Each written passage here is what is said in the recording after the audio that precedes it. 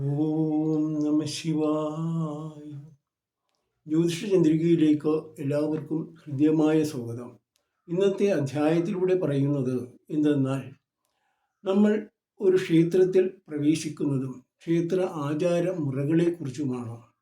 ക്ഷേത്രത്തിൽ പ്രവേശിക്കുന്നതും മുതൽ ക്ഷേത്രത്തിൽ തൊഴുത് മടങ്ങുന്നത് വരെയുള്ള പ്രധാനമായിട്ടുള്ള കാര്യങ്ങൾ, അതുപോലെ തന്നെ ഭഗവാൻ ദേവന്മാർക്ക് ഏതെല്ലാം ദിവസങ്ങളിലാണ് പ്രാധാന്യമുള്ളത്, ഏതെല്ലാം മന്ത്രങ്ങളാണ് ചൊല്ലേണ്ടത്, ഏതെല്ലാം വഴിപാടുകളാണ് ഭഗവാന് നടത്തേണ്ടത് തുടങ്ങിയിട്ടുള്ള കാര്യങ്ങളെക്കുറിച്ചാണ് ഇന്നത്തെ അധ്യായത്തിലൂടെ പറയുന്നത്. എന്നാൽ ഒരു ക്ഷേത്രത്തിലേക്ക് പ്രവേശിക്കുമ്പോൾ തന്നെ ആ ദേവൻ്റെ അഥവാ ദേവിയുടെ ചൈതന്യം ആ ക്ഷേത്രം മതിൽക്കകത്ത് നിറഞ്ഞു നിൽക്കുന്നതായിട്ട് നമ്മൾക്ക് അനുഭവപ്പെടും. എന്നാൽ മതിലില്ലാത്ത ക്ഷേത്രങ്ങളിലാണെങ്കിൽ അത് പ്രധാനമായിട്ട് നമ്മൾക്ക് കിട്ടുന്നത് ആ ക്ഷേത്രത്തിൻ്റെ ചുറ്റളവിൻ്റെ ഏഴിരട്ടി ദൂരത്തിൽ ചുറ്റുപാടും വ്യാപിച്ചു കിടക്കുന്നതായിട്ട് നമ്മൾക്ക് തോന്നും. അതുപോലെ ബലിക്കലിൻ്റെ പുറത്തുള്ള പ്രദക്ഷിണ വഴിയിലൂടെയാണ് നമ്മൾ ക്ഷേത്രത്തിലേക്ക് പ്രവേശിക്കേണ്ടത്. ബലിക്കല്ലിൽ തൊടുവാനോ അതുപോലെ സ്പർശിക്കുവാനോ പാടുള്ളതല്ല.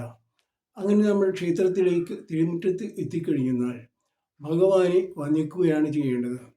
എന്നാൽ കൊടിമരച്ചൂട്ടിൻ്റെ വലതുഭാഗത്ത് കൂടി, അല്ലെങ്കിൽ കൊടിമരച്ചൂട്ടിൻ്റെ പ്രദക്ഷിണമായി, വലിയ ബലിക്കല്ലിന് പ്രദക്ഷിണമായി നമ്മൾ ക്ഷേത്രത്തിൽ പ്രവേശിക്കുകയും ആ ക്ഷേത്രത്തിൻ്റെ നടയിലെത്തി സപ്തമാതൃക്കുകളെ തൊഴുത്, അതുപോലെ തന്നെ അവിടെയുള്ള ബലിക്കല്ലുകളെ തൊടാതെ അതിൻ്റെ പുറം ചുറ്റുകളിലൂടെ പ്രദക്ഷിണം വെച്ച് ഭഗവാന്റെ തിരുനടയിലെത്തുകയും ആ തിരുനടയിലെത്തുമ്പോൾ തന്നെ നമ്മൾക്ക് അവിടെ മണിനാദം മുഴക്കാവുന്നതാണ്. എന്നാൽ മണിനാദം മുഴക്കുന്നത് അത് പ്രധാനമായിട്ടും ക്ഷേത്രനട അടച്ചിരിക്കുമ്പോഴും, അതുപോലെ തന്നെ ക്ഷേത്രത്തിലെ പ്രധാനമായിട്ടുള്ള പൂജകൾ നടക്കുന്ന സമയത്തും മണിനാദം അടിക്കുവാൻ പാടില്ല. അങ്ങനെ നമ്മൾ മണിനാദമടിച്ച് ഭഗവാനെ വന്ദിക്കുന്നത്, ഞാൻ അങ്ങയുടെ ഒരു പ്രധാനമായിട്ടുള്ള ഒരു ഭക്തനാണ്, അഥവാ ഞാൻ അങ്ങയുടെ ഒരു എളിയ ഭക്തനാണ്, അങ്ങയെ കാണുവാനും തൊഴുവാനും വേണ്ടിയാണ് വന്നിരിക്കുന്നത് എന്ന് പറയുന്നതിന് തുല്യമായിട്ടാണ് നാം മണിയടിക്കുന്നത്. അത് കഴിഞ്ഞാൽ പ്രധാനമായിട്ടും ചെയ്യേണ്ടത് എന്തെന്നാൽ, അതായത് വന്ദിക്കുകയാണ്. അത് ബ്രാഹ്മിൻസാണ് സാധാരണയായി അതുപോലുള്ള കാര്യങ്ങൾ ചെയ്യുന്നത്. അഭിവാദ്യം ചെയ്യുന്നത്. അഭിവാദ്യം ചെയ്യുക എന്ന് പറയുന്നത്, അതായത് വലത് കൈയുടെ തള്ളവിരലും അതുപോലെ തന്നെ നടുവിരലും മോതിരവിരലും ചേർത്ത് വലത് കൈയുടെ ചെവിയിലും, ഇടത് കൈയുടെ മോതിരവിരലും നടുവിരലും തള്ളവിരലും ചേർത്ത് ഇടത് ചെവിയിലും വെച്ച് ഭഗവാനെ വണങ്ങുന്നതാണ് അഭിവാദ്യം എന്ന് പറയുന്നത്. അഭിവാദ്യം ചെയ്തു കഴിഞ്ഞാൽ തൊഴുകയാണ് പ്രധാനമായിട്ടുള്ളത്.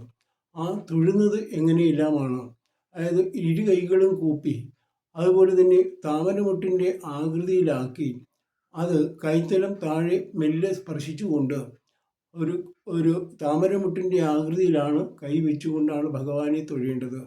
തൊഴുന്നത് തന്നെ നമ്മൾ ശിരസിൽ കൈവച്ചും അതുപോലെ തന്നെ ഹൃദയത്തിൻ്റെ മുന്നിൽ കൈവച്ചും നമ്മൾക്ക് ഭഗവാനെ വന്ദിക്കാവുന്നതാണ്. അത് കഴിഞ്ഞാൽ പ്രസാദം വാങ്ങിക്കുകയാണ്. പ്രസാദം എന്ന് പറയുന്നത് ഭഗവാനെ ചാർത്തിയ ചന്ദനവും, അല്ലെങ്കിൽ ഭഗവാനെ പൂജിച്ച പൂക്കളും, ഭഗവാനെ അഭിഷേകം ചെയ്ത തീർത്ഥവുമാണ്, ജലവുമാണ് തീർത്ഥമായി തരുന്നത്. ആ തീർത്ഥം കുടിക്കുന്നത് എങ്ങനെയെന്നാൽ, അത് കൈകളിൽ വാങ്ങിച്ചിട്ട് അത് നാക്കുകൊണ്ട് തൊട്ട് കുടിക്കരുതും. കാരണം അത് എച്ചിലായി മാറും. അതിനെ ആ കൈത്തലങ്ങളിലൂടെ നാവിലേക്ക് ഒഴുക്കിക്കൊണ്ട് നമ്മൾ മെല്ലെയാണ് അത് കുടിക്കേണ്ടത്. അതിനുശേഷം അതിന് മിച്ചം വരുന്നതായിട്ടുള്ള തീർത്ഥം തലയിൽ പുരട്ടുകയോ അതുപോലെ തന്നെ മുഖത്ത് പുരട്ടുകയോ ചെയ്യുന്നതാണ് രീതി. അങ്ങനെയും ചെയ്യാവുന്നതാണ്. ഇനി അതുകൂടെ തന്നെ നമ്മൾ ഏതെല്ലാം ഒരു ക്ഷേത്രത്തിൽ ചെല്ലുമ്പോൾ ആ ക്ഷേത്രത്തിലെ ഭഗവാനെ അഥവാ മൂർത്തിയെ നമ്മൾക്ക് അറിവില്ല എങ്കിൽ നമ്മളുടെ കുലദൈവങ്ങളെയെല്ലാം തന്നെ മനസ്സിൽ ധ്യാനിച്ചുകൊണ്ട് നമ്മൾക്ക് അവിടെ പ്രാർത്ഥിക്കാവുന്നതാണ്.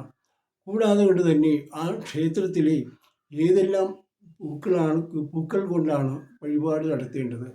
ആ പൂക്കളെന്ന് പറയുന്നത് പ്രധാനമായിട്ടും ചെത്തി, മന്ദാരം, തുളസി, അതുപോലെ തന്നെ ചെമ്പകം, അശോകം, താമര, എരിക്കുംപൂവ്, നന്ദ്യാർവട്ടം, മുല്ല, പിച്ചകം തുടങ്ങിയിട്ടുള്ള പൂക്കൾ കൊണ്ടാണ് എല്ലാവരും സാധാരണയായിട്ട് പൂജിക്കാറുള്ളത്. എന്നാൽ പ്രധാനമായിട്ടുള്ള പഴങ്ങൾ എന്തെല്ലാമാണ്? അതായത് വാഴപ്പഴങ്ങളിൽ നേന്ത്രപ്പഴം, അതുപോലെ തന്നെ ഉള്ള പൂവമ്പഴം തുടങ്ങിയിട്ടുള്ള പഴങ്ങൾ കൊണ്ടാണ് സാധാരണ ക്ഷേത്രങ്ങളിൽ പൂജിക്കാറുള്ളത്. നിവേദ്യമായിട്ട് ഉണക്കലരി ചോറും സമർപ്പിക്കാറുണ്ട് ഭഗവാന്. ഇതുകൂടാതെ കൊണ്ട് തന്നെ ഭഗവാന്റെ തിരുനടയിലെത്തുമ്പോൾ അവിടെ പ്രകാശിച്ചു നിൽക്കുന്ന ദീപങ്ങളുണ്ട്. ആ ദീപം എന്ന് പറയുന്നത് ഭഗവാന്റെ പ്രാണസ്വരൂപമാണ്. അതിലേക്ക് ഒഴിക്കുന്ന എണ്ണ എന്ന് പറയുന്നത് അത് വെളിച്ചെണ്ണ, നല്ലെണ്ണ, അതുപോലെ തന്നെ കൂടാതെ കൊണ്ട് തന്നെ നെയ്യ് തുടങ്ങിയ എണ്ണകളാണ് സാധാരണയായി ഒഴിക്കാറുള്ളത്.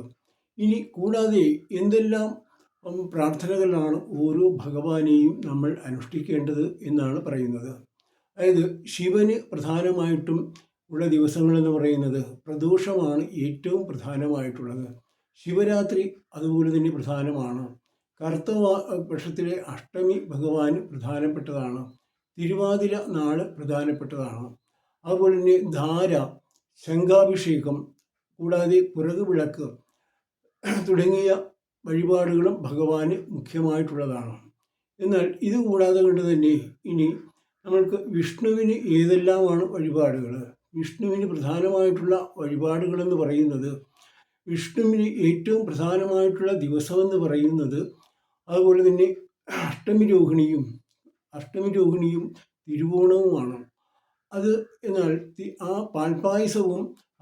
പാൽപ്പായസമാണ് മുഖ്യമായിട്ടുള്ള വഴിപാട്. കൂടാതെ കൊണ്ട് തന്നെ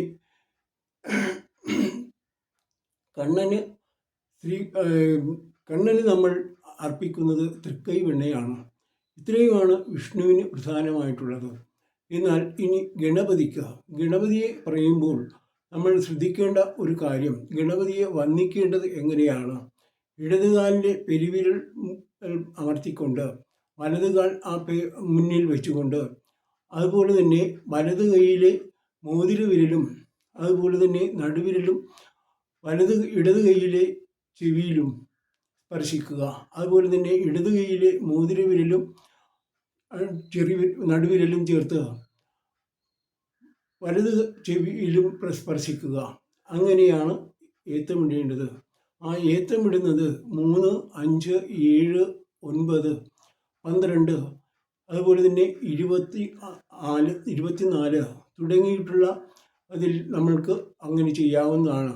അതുപോലെ തന്നെ അങ്ങനെ കുനിയുകയും നിവരുകയും ചെയ്തുകൊണ്ട് ഏത്തമിടാവുന്നതാണ്. എന്നാൽ ഏറ്റവും ഭഗവാന് ഇഷ്ടമായിട്ടുള്ളത് ആ കൈകൾ രണ്ടും നമ്മളുടെ ചെവിയുടെ മേളിൽ വെച്ച് മടക്കി ഒരു ഞൊട്ട പോലുള്ള ശബ്ദം കേൾപ്പിക്കുന്നത് ഭഗവാന് ഏറ്റവും ഇഷ്ടമുള്ള കാര്യമാണ്. ഇനി അടുത്തത് നമ്മൾക്ക് നോക്കേണ്ടത് എന്നാൽ മുരുകനെയാണ്. മുരുകന് ഏറ്റവും പ്രധാനമായിട്ടുള്ള ദിവസം ഷഷ്ഠിയാണ്. ആ ഷഷ്ഠി ദിവസം എന്ന് പറയുന്നത് ഭഗവാന് ഏറ്റവും ദിവ്യമായിട്ടുള്ള ദിവസമാണ്.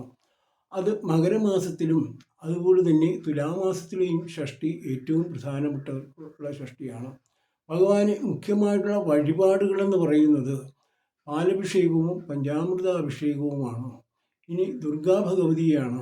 ദുർഗാഭഗവതി എന്ന് പറയുന്നത് കാർത്തിക നാളിലാണ് ദുർഗാഭഗവതിക്ക് ഏറ്റവും ശ്രേഷ്ഠമായിട്ടുള്ളത്. അതുപോലെ തന്നെ അത് വൃശ്ചിക മാസത്തിലെ കാർത്തികയും നവരാത്രി ദിവസവും പ്രധാനപ്പെട്ട ഒന്ന് തന്നെയാണ്. ദുർഗാഭഗവതിക്ക് ഏറ്റവും മുഖ്യമായിട്ടുള്ള വഴിപാടുകളെന്ന് പറയുന്നത് നെയ്പായസമാണ്. മാത്രമല്ല ഇനി അടുത്തത് ഭദ്രകാളിയെയാണ്. ഭദ്രകാളിക്ക് പ്രധാനമായിട്ടുള്ള ഒരു നിവേദ്യമെന്ന് പറയുന്നത്, ഭദ്രകാളിയെ പൂജിക്കുന്നത് ചെമ്പരത്തിപ്പൂ കൊണ്ട് ആയിരിക്കണം. മാത്രമല്ല ഭദ്രകാളിക്ക് പ്രധാനമായിട്ടുള്ള ദിവസങ്ങൾ എന്ന് പറയുന്നത്, അതായത് ഭരണിയും അതുപോലെ തന്നെ 2 പക്ഷത്തിലെയും ഭരണിയും, അതുപോലെ തന്നെ പ്രധാനമായിട്ടുള്ളത് അതായത് ആ ഭരണി നാൾ എന്ന് പറയുന്നത് മീനമാസത്തിലെ ഭരണി ഏറ്റവും പ്രധാനപ്പെട്ട ഒന്നാണ്. മീനമാസത്തിലെ ഭരണിയും അതുപോലെയുള്ള വെള്ളിയാഴ്ചയും ചൊവ്വാഴ്ചയുമാണ് ഭദ്രകാളിക്ക് ഏറ്റവും മുഖ്യമായിട്ടുള്ള ദിവസങ്ങൾ എന്ന് പറയാം. ഇത് കൂടാതെ കൊണ്ട് തന്നെ ഭദ്രകാളിക്കുള്ള വഴിപാടെന്ന് പറയുന്നത് അതിമധുര പായസമാണ്. ഇനി ശാസ്താവിനെയാണ്. ശാസ്താവ് ഇനി ശനിയാഴ്ചയും അതുപോലെ തന്നെ എല്ലാ ശനിയാഴ്ചയും ശാസ്താവിന് പ്രധാനപ്പെട്ട ദിവസങ്ങളാണ്. എന്നാൽ അത് മകരമാസത്തിലെ ശനിയാഴ്ച, ആദ്യത്തെ ശനിയാഴ്ച ഏറ്റവും പ്രധാനപ്പെട്ടതാണ്. ആ ശനിയാഴ്ചയിലെ അതുപോലെ തന്നെ മണ്ഡലകാലങ്ങളിലെ വരുന്ന ഉത്രം നക്ഷത്രവും ഭഗവാന് ഏറ്റവും പ്രധാനപ്പെട്ടതാണ്. മണ്ഡലകാലങ്ങളിലെ ഉത്രവും മീനമാസത്തിലെ ഉത്രവും ഭഗവാന് ഏറ്റവും വിശേഷപ്പെട്ട ദിവസങ്ങളാണ്. ഭഗവാന് എന്ന് പറയുന്നത് അതുപോലെ തന്നെ അപ്പം, അരവണ, കൂടാതെ കൊണ്ട് തന്നെ നാളികേരം ഉടയ്ക്കൽ തുടങ്ങിയവയാണ് പ്രധാനപ്പെട്ട വഴിപാടുകൾ. ഇന്നത്തെ അധ്യായം ഇതുകൊണ്ട് പര്യവസാനിപ്പിക്കുകയാണ്. എല്ലാവർക്കും ഇഷ്ടപ്പെട്ടെങ്കിൽ എല്ലാവർക്കും നന്മകൾ വരട്ടെ എന്ന് പ്രാർത്ഥിച്ചുകൊണ്ടും എല്ലാവർക്കും എല്ലാ അനുഗ്രഹങ്ങളും ഈശ്വരന്മാർ നൽകട്ടെ എന്ന് പ്രാർത്ഥിച്ചുകൊണ്ടും എല്ലാവർക്കും എല്ലാ സർവ്വവിധ മംഗളങ്ങളും നേർന്നുകൊണ്ടും ഇന്നത്തെ അധ്യായം അവസാനിപ്പിക്കുകയാണ്. നന്ദി, നമസ്കാരം.